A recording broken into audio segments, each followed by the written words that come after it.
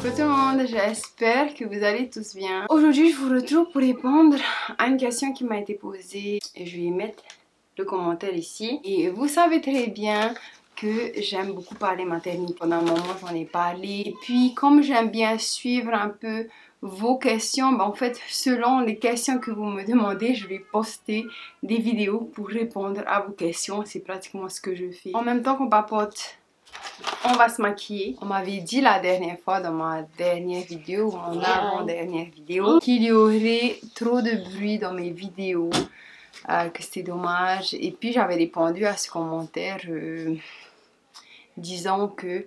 Désolée, j'allais essayer de faire mieux la prochaine fois. En fait, je me suis rendu compte que ça n'avait rien à voir avec le bruit de vidéo. Parler du bruit de mes enfants. Alors les amis, si je devais attendre que ma maison soit silencieuse pour vous poster une vidéo, je ne posterai jamais.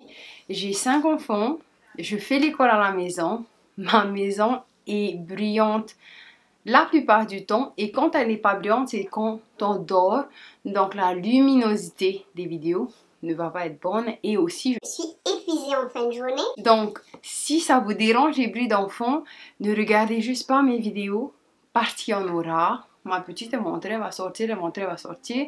Vous allez entendre mes enfants crier enfants. J'ai acheté exprès un micro pour pouvoir camoufler ça au montage, mais je ne peux pas complètement enlever les bruits de fond. Donc voilà. Ok, maintenant on est clair, on peut continuer. Je vais vous parler de mon expérience et puis espérons que dans mon expérience, vous allez pouvoir un peu comprendre ce que vous devrez faire si vous venez ici. Alors déjà, il faut savoir, une nouvelle loi a été votée en Nouvelle-Zélande depuis quelques années maintenant. Plus de 10 ans, il me semble. Et si vous venez, que vous accouchez votre bébé ici pendant les vacances sans avoir un work visa ou l'autorisation de vivre ici, votre bébé n'aura pas la nationalité. Je voulais juste rajouter un petit point aussi, c'est que normalement si vous êtes avancé dans votre grossesse, à partir de certains mois, je pense 7 mois, il me semble 6-7 mois, vous n'êtes pas en mesure en fait de prendre l'avion. Ça ne devrait pas vous arriver d'accoucher accidentellement en Nouvelle-Zélande. Donc pour qu'un enfant né en Nouvelle-Zélande ait la citoyenneté néo-zélandaise, il faut qu'un des parents soit citoyen ou alors ait une autorisation, un visa de résidence adapté, donc soit un work visa depuis un certain nombre d'années ou bien sûr un visa de résidence ou la citoyenneté, mais holiday visa ça ne marche pas. Alors voilà comment ça se passe. Lorsque vous apprenez que vous êtes enceinte ici en Nouvelle-Zélande, donc en général vous allez soit chez le docteur faire un test de grossesse, soit vous faites votre propre test de grossesse et ensuite vous allez chez le docteur. S'il faut faire ensuite, le docteur il va directement vous renvoyer vers une sage-femme ou l'hôpital. Bref, ici ce sont des sages-femmes, pas vraiment des gynécologues, en tout cas pas ceux qui prennent en charge gratuitement, ce sont des sages-femmes. En tout cas, dans mon cas, ça a toujours été des sages-femmes. Je m'étais renseignée pour un gynécologue, mais apparemment ils ne sont pas aussi courants que les sages-femmes pour des accouchements normaux, donc accouchements naturels. Vous contactez votre sage-femme, savoir s'ils ont des disponibilités pour vous par rapport à votre date d'accouchement, et puis c'est vous commencez de là en fait. C'est par là qu'on démarre pour ça. Et ensuite la sage-femme va vous prescrire une prise de sang, des vitamines et des suppléments pour femme enceinte. Et ensuite, après votre prise de sang, on va vous dire si vous avez besoin d'autre chose. Et aussi, elle va vous prescrire votre premier scan.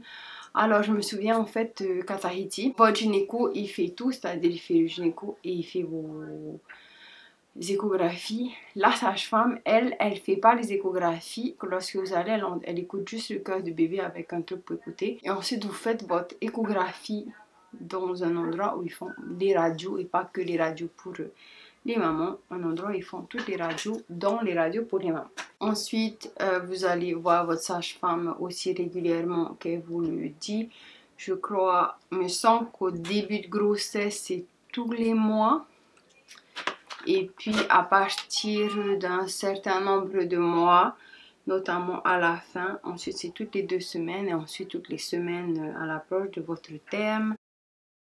Avec votre sage-femme, vous allez décider ce que vous voulez comme accouchement. Alors pour ma part, si vous avez regardé quelques-unes de mes vidéos ou si vous me suivez depuis un moment, vous savez que j'ai fait des accouchements dans l'eau. Je n'ai pas accouché à l'hôpital parce que l'hôpital n'est pas adapté à l'accouchement dans l'eau. Moi, j'ai accouché dans une maison d'accouchement avec des sages-femmes qui proposaient l'accouchement dans l'eau. Donc, ils sont équipés pour l'accouchement dans l'eau. Donc, voilà, avec votre sage-femme, vous allez décider. Et puis, selon vos antécédents, si c'est votre premier enfant, s'il n'y a pas de complications, elle va vous dire ce qui est possible. Et donc, votre sage-femme va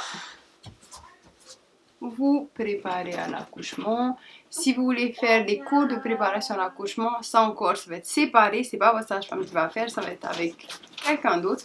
Donc, c'est vraiment tout structuré en fait. C'est pas très polyvalent. Ils sont vraiment, chacun est spécialisé pour son rôle. Maintenant, si vous prévoyez un accouchement dans l'eau et que ça se passe pas bien, bien sûr la sage-femme pourra vous envoyer à l'hôpital. Mais voilà, ça sera au cas où. Et puis la sage-femme pourra aussi appeler l'ambulance au cas où. Donc voilà, c'est pas limité accouchement dans l'eau parce qu'elle a dit, parce que vous avez choisi accouchement dans l'eau. Donc voilà, ensuite vous avez votre suivi de grossesse comme je pense un peu partout. Et puis ensuite le jour de l'accouchement, la sage-femme vous prend en charge. Et puis après l'accouchement, si vous accouchez dans une maison d'accouchement, vous pouvez rester jusqu'à 4 jours il me semble, ou alors vous pouvez rentrer le jour même si tout va bien, c'est ce que moi je fais en général. Et ensuite la sage-femme va venir vous suivre quelques mois à la maison afin de surveiller bébé. Les premières semaines ça va être tous les jours, ensuite 2-3 fois par semaine et puis ensuite toutes les 2 semaines, ensuite tous les mois.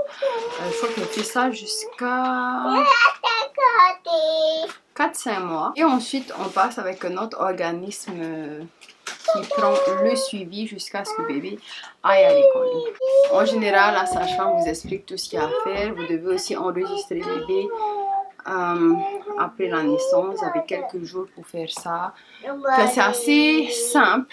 Et les sages-femmes sont là pour vous guider. Après, la petite différence ici, c'est qu'il n'y a pas de cours de rééducation périnéale. J'ai cherché parce que je trouvais que c'était important. En gros, la sage-femme va te dire, voilà, des petits exercices que tu peux faire à la maison. Mais voilà, il n'y a pas forcément de cours pour la rééducation du périnée. Chose à savoir ici. Je crois que j'ai fait le tour de tout ce que je voulais vous dire par rapport à la prise en charge médicale ici. Donc bien sûr, si vous êtes citoyen, tout est pris en charge. Si vous êtes en holiday visa, vous n'allez pas être pris en charge gratuitement.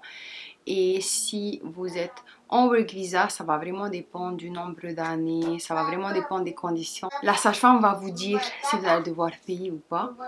Mais si vous vivez ici depuis plus de 3 ans, normalement vous ne devrez pas avoir de problème avec la prise en charge de la grossesse. Donc la prise en charge de la grossesse, c'est visite des sages-femmes gratuites et ensuite les médicaments sont gratuits, l'accouchement est gratuit. Par contre, les échographies ne sont pas gratuites, vous allez devoir payer. Certaines sont moins chères, certaines sont plus chères. C'est vraiment juste la sage-femme qui va être gratuite et les médicaments si vous en avez besoin. Je pense que j'ai fait le tour. J'espère que cette petite vidéo sera utile. Si vous avez d'autres questions sur la maternité, n'hésitez pas à me les poser. J'ai passé beaucoup de temps à materner mes enfants et ça me ferait plaisir d'aider des mamans si vous en avez besoin. Écoutez, sur ce, je vous dis à très vite pour une nouvelle vidéo. Bye bye.